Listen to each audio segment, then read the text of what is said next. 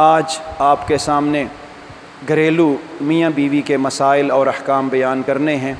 اللہ رب العزت کی آیت مبارکہ ہے، بسم اللہ الرحمن الرحیم، ومن آیاتہ ان خلق لکم من انفسکم ازواجا لتسکنوا الیہا وجعل بینکم مودۃ ورحمہ، کہ اللہ کی نشانیوں میں سے یہ ہے کہ اس نے ایک خاندان، ایک کنبہ بنایا اور ایک جان سے تمہیں پیدا کیا، اور پھر اس کے لیے تمہیں جوڑا جوڑا بنایا، اس لیے لتسکنوا الیہا، تاکہ تم ایک دوسرے سے سکون حاصل کرو، وجعل بینکم مودۃ ورحمہ، اور اس نے تمہارے دلوں میں مودت اور محبت ایک دوسرے کے بارے میں ڈال دی۔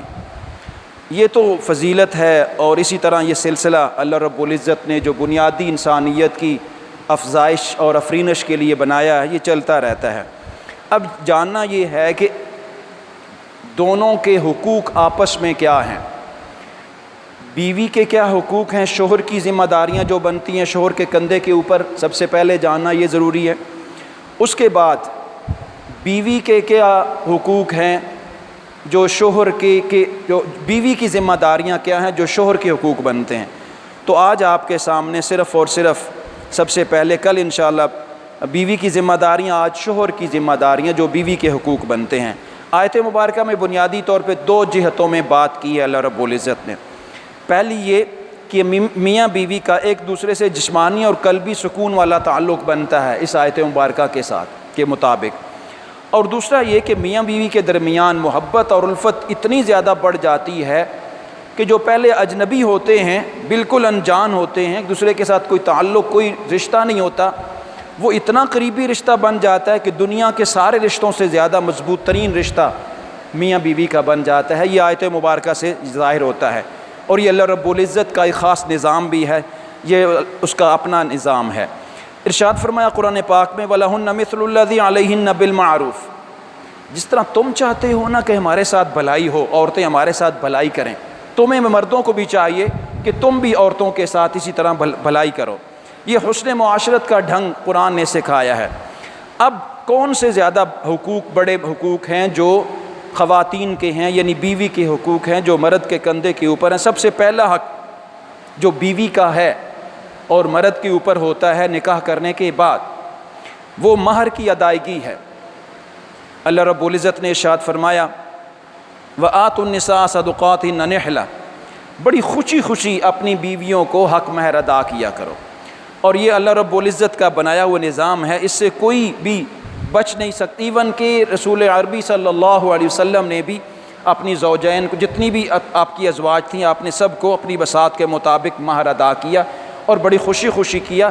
اور جب بھی کسی صحابی کو نکاح کا آپ ارشاد فرماتے تو پہلے اس سے پوچھتے، تیرے پاس مہر کا کون سا چیز ہے، کون سا حصہ ہے؟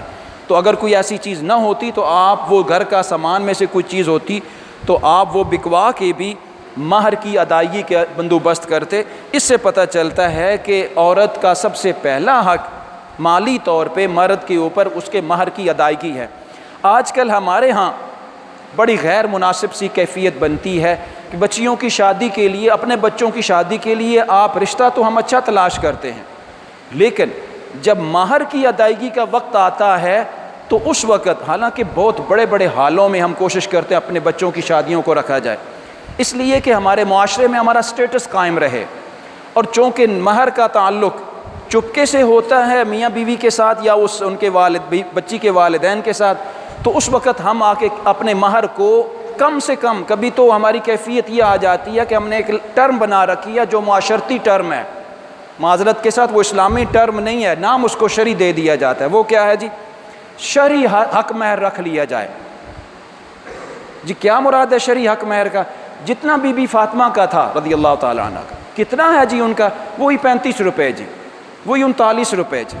معذرت کے ساتھ یہ شرعی حق مہر نہیں ہے، ذہن میں رکھ لیجئے، یہ اسلامی حق مہر نہیں ہے۔ شرعی اور اسلامی حق مہر آپ کے دونوں خاندانوں کے باہمی سٹیٹس کا ہے، باہمی لیول کا ہے۔ آپ ولیمہ کرنے جائیں بچے کے لیے تو آپ بڑے سے بڑے ہوٹل اور بڑے سے بڑے جو ہے نا وہ ہال کو بک کروائیں، اس لیے کہ ہمارا ناک کٹتا ہے، لیکن بچی کے حق مہر کے لیے ہم 35 روپے پہ آ جائیں۔ وہ جو ساری زندگی ختم کر کے آپ کی دہلیز پہ آ رہی ہے، اس کی قیمت آپ نے صرف 35 روپے لگائی، معذرت کے ساتھ قیمت نہیں ہے، یہ ادائیگی ہے، لیکن لفظ بول رہا ہوں صرف اس لیے کہ شریعت کی اس کیفیت کو اجاگر کیا جائے جس کو رسول اکرم صلی اللہ علیہ وسلم نے اپنے ہر صحابی کے اس کو جوڑا بناتے ہوئے پہلے پوچھا تیرے پاس حق مہر کتنا ہے۔ اس کا مطلب یہ ہے آخر اس کی ویلیو تھی تو تبھی پوچھتے تھے نا، اور حق مہر کی ادائیگی کے لیے سب سے پہلے اپنے اس صحابی کو ارشاد فرماتے تھے کہ تم اس کو ادا کرو حق مہر۔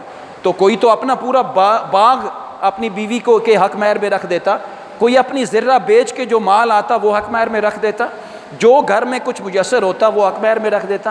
اس کا مطلب ہے کہ جو قیمتی ترین ان کے پاس چیز ہوتی تھی تو وہ حق مہر رکھتے تھے نا۔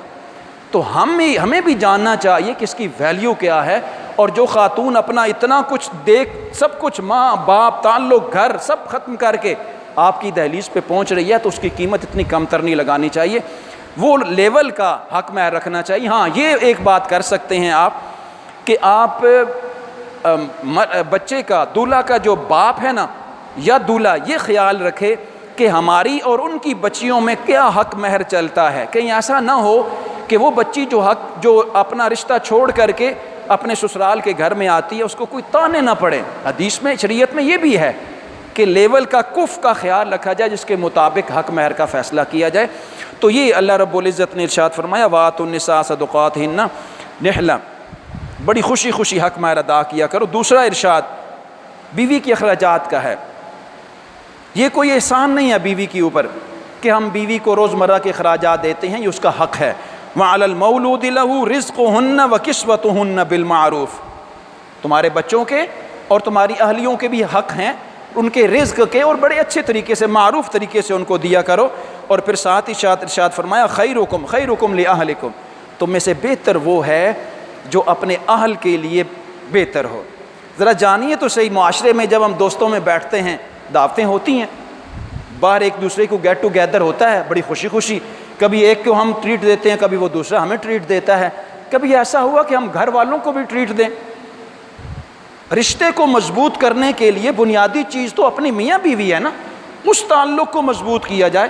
تو اس طرح کے مواقع گھر میں بھی پیدا کرنے چاہیے۔ کچھ تو ایسی چیزیں ہیں نا جو ڈیلی یا روٹین وائز منتھلی کا خرچہ ہوتا ہے، کچھ ایسی ایکسٹرا بھی جب اللہ رب العزت کی طرف سے فضل ہو تو اپنے بچوں کے اوپر اپنی اہلیہ کے اوپر کر دینا چاہیے، اور خاص کر ان مواقع کے اوپر جب خوشی کا معاملہ ہو تو دوسروں کو جب گفٹ اور تحائف جاتے ہیں تو ایسے معاملے میں اپنی بیوی کو بھی تحفے تحائف میں یاد رکھنا چاہیے کیونکہ ایک مضبوط رشتہ ہوتا ہے۔ تیسری چیز، بیوی کی رہائش کا بھی بندوبست کرنا چاہیے۔ اسکنوہن من حیث سکنتم من وجودکم، اپنی بیویوں کو جس طرح تم اپنے معاشرے میں بہتر انداز میں رہتے ہو اسی طرح اپنی بیوی کے لیے بھی رہائش کا اہتمام کیا کریں۔ ہمارے ہاں الحمدللہ یہ ٹرینڈ پایا جاتا ہے کہ اچھی رہائش دی جاتی ہے۔ اور آخری چیز، بیوی کے ساتھ حسن معاشرت، اس کے نیچے اور مزید چیزیں آتی ہیں۔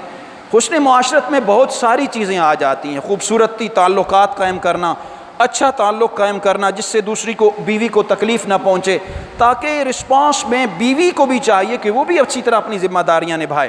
ارشاد گرامی ہے وعاشروہن بالمعروف، اس کے ساتھ اچھی معاشرت کے ساتھ معروف کے ساتھ رہو۔ فإن کرہتموہن فعسى ان تکرہوا خیرا، بعض ایسی چیزیں ہیں جن کو تم ناپسند کرتے ہو، ممکن ہے اس کے اندر خوبیاں بھی پائی جاتی ہوں جو تمہیں اچھی بھی لگتی ہوں، تو جو ناپسندیدگی سی چیزیں آتی ہیں نا ان کو اگنور کر دینا چاہیے۔ جو اپنی بیوی میں اچھی چیزیں آپ کو لگتی ہیں ان کو اجاگر ہائی لائٹ کرنا چاہیے تاکہ یہ تعلق مضبوط رہے۔ اور اس کے مختلف طریقے ہو سکتے ہیں۔ پہلی چیز یہ ہو سکتی ہے کہ اذا انفق الرجل على نفقۃ يحتسبها فهو صدقۃ، کہ بیوی کے اوپر خرچ کیا جائے، اپنی اہلیہ کے اوپر اپنے گھر میں کچھ اضافی خرچ کیا جائے۔ اور یاد رکھ لیجئے رسول معظم صلی اللہ علیہ وسلم کے ارشاد گرامی کی طرز کے مطابق اگر آپ اپنی اہلیہ کے اوپر 1 درہم خرچ کریں گے اللہ رب العزت کی ہاں میں وہ صدقہ لکھا جائے گا۔ دوسری چیز جو حسن معاشرت میں آتی ہے وہ ہے بیوی سے مشورہ کرنا۔ پارٹنر آف لائف ہے نا، دونوں ٹریک اکٹھے چلتے ہیں گاڑی کی، تو اگر اکٹھے چلتے رہیں تو گاڑی بیلنس میں چلتی ہے۔ تو پھر یاد رکھنا چاہیے وَآمِرُوا النِّسَاءَ فِي بَنَاتِهِنَّ، ارشاد گرامی ہے رسول معظم صلی اللہ علیہ وسلم کو گھر کے معاملات میں اپنی بیوی سے مشورہ کیا کرو۔ تاکہ کہیں وہ اپنے آپ کو الگ تھلگ نہ محسوس کرے۔ بچوں کے معاملے میں، بچوں کی پڑھائیوں کے معاملے میں کوئی بھی کمانڈ اینڈ آرڈر آپ نے پہلے دینا ہو تو بہتر یہ ہے اس سے پہلے ان سے مشورہ کر لیا جائے، ان کو اعتماد میں لے لیا جائے، اس سے بھی گھر کے معاملات درست طور پہ آگے بڑھتا ہے۔ ایک بڑی اہم بات، کمزوریوں سے پردہ پوشی کرنا۔ آیت مبارکہ 22 پارے کی گزری ہے، خلاصے میں نے ذکر بھی کیا تھا آپ سے کہ رسول معظم صلی اللہ علیہ وسلم کی ازواج مطہرہ کتنی پاکیزہ خواتین تھیں، وہ آپ اندازہ کر سکتے ہیں، جن کو رسول معظم صلی اللہ علیہ وسلم نے اپنی زندگی کے حصے کے طور پہ چن لیا، اور جن کی ذات کے اوپر ہم ایک انگلی بھی نہیں اٹھا سکتے، ان کو بھی اللہ رب العزت نے ارشاد فرمایا اگر میرے نبی سے تم دولت کی طلبگار ہو نا، تمہیں دولت مل جائے گی، لیکن نبی صلی اللہ علیہ وسلم سے الگ تھلگ رہنا پڑے گا، سپریشن ہو جائے گی۔ ان کو بھی اللہ رب العزت نے تنبیہ کے طور پہ ارشاد فرما دیا، وہ رب ہے، وہ ارشاد فرما دے سکتا ہے۔ لیکن ہمیں بھی چاہیے کہ اگر خواتین کی طرف سے کوئی ایسی سختی یا کوئی ایسی کیفیت آتی ہے، تھوڑی دیر کے لیے تنبیہ ہوتی ہے، لیکن بعد میں کمزوریوں کے اوپر پردہ پوشی کر دینی چاہیے۔ کمزوریوں کو لے کر کے گھر کو تباہ کرنا، خراب کرنا، یہ کوئی دانش مندی نہیں ہے۔ دانش مندی تو اور لازمی بات ہے، مرد کو اللہ رب العزت نے فیصلے کی جو صلاحیت بخشی ہے، برداشت کی جو قوت رکھی ہے، وہ اس لیے رکھی ہے کہ وہاں سے سختی کا رسپانس آئے نا تو مرد اس چیز کو برداشت کرے تاکہ گھر کا معاملہ اچھے طریقے سے چلے۔ ہاں کبھی تنبیہ بھی ہو سکتی ہے، تنبیہ کرنے بھی چاہیے، لیکن اگر کمزوری پائی جائے تو اس سے پردہ پوشی کرنی چاہیے، اور رسول صلی اللہ علیہ وسلم کا ارشاد بھی ہے کہ عفو و درگزر سے کام لیا جائے۔ چوتھی چیز جو حسن معاشرت میں آتی ہے وہ ہے، یہ اس چیز کو مزاح میں بھی نہ لیا جائے کہ مرد باہر جانے کے لیے سجتا ہے نا تو اپنی بیوی کے لیے بھی سجے۔ حضرت عبداللہ ابن عباس رضی اللہ تعالیٰ عنہ کا ارشاد گرامی ہے کہ اپنی اہلیہ کے لیے، اپنے گھر والوں کے لیے سجو تاکہ تمہاری آپس میں محبت قائم رہے، اور تمہارا یہ جو معاملہ ہے جو ازواجا لتسکنوا الیہا وجعل بینکم مودہ والا ہے، اللہ کریم کے حکم کے مطابق یہ درست طور پہ چلتا رہے۔ آخری بات حسن معاشرت میں، یہ بھی کوئی پرسنلی نہ لے، یہ بھی حضور صلی اللہ علیہ وسلم کا ارشاد گرامی ہے کہ گھر کے کام کاج میں ہاتھ بٹایا جائے۔ رسول اور نبی معظم جو ایک قوم کا لیڈر اور رہنما ہو سکتا ہے، وہ بھی جب گھر آتا ہے تو اپنی بیوی، اپنی اہلیوں کو ہاتھ بٹاتا ہے، گھر کے کام کاج خود کرتا ہے، اس میں کوئی عیب نہیں ہے۔ اگر آپ گھر کے کام کاج کریں گے، اب آپ جانتے ہیں کہ ہماری خواتین صبح سے لے کے شام تک گھر میں بچوں کو سنبھالنے کے لیے مصروف رہتی ہیں، گھر کے دیگر آپ افطاری اور سحری کو دیکھ لیجئے، کب سے کچن میں جاتی، جتنی گرمی ہو سردی ہو، سارے آپ کے کچن کے معاملات وہ سنبھالتی ہیں۔ اور اگر کبھی ہمارے پاس ٹائم کی وسعت ہو، مردوں کے پاس ٹائم کی وسعت ہو، تو ان کو بھی چاہیے کہ وہ گھر کے کام کاج میں ہاتھ بٹائیں۔ اس طریقے سے پارٹنرشپ میں کام کرتا ہے۔ حضرت عائشہ صدیقہ رضی اللہ تعالیٰ کے ارشاد گرامی ہے، رسول مکرم صلی اللہ علیہ وسلم جب گھر تشریف لاتے تو گھر کے کاموں میں ایسے ماہر ہوتے کہ پتہ نہیں چلتا تھا کہ گھر یہ چلا رہے ہیں یا میں چلا رہی ہوں۔ تو یہ باہمی مشاورت کے ساتھ، باہمی حسن معاشرت کے ساتھ گھر کے کام چل سکتے ہیں۔ یہ اللہ رب العزت کے اور حدیث طیبہ کے مطابق ایک مرد کے کندھے کے اوپر خواتین کے حقوق ہیں۔ کل انشاءاللہ تعالی آپ پریشان نہ ہوں، کل انشاءاللہ تعالی خواتین، آپ کے حقوق اور خواتین کی ذمہ داریوں کو بیان کیا جائے گا۔ اللہ کریم عمل کی توفیق عطا۔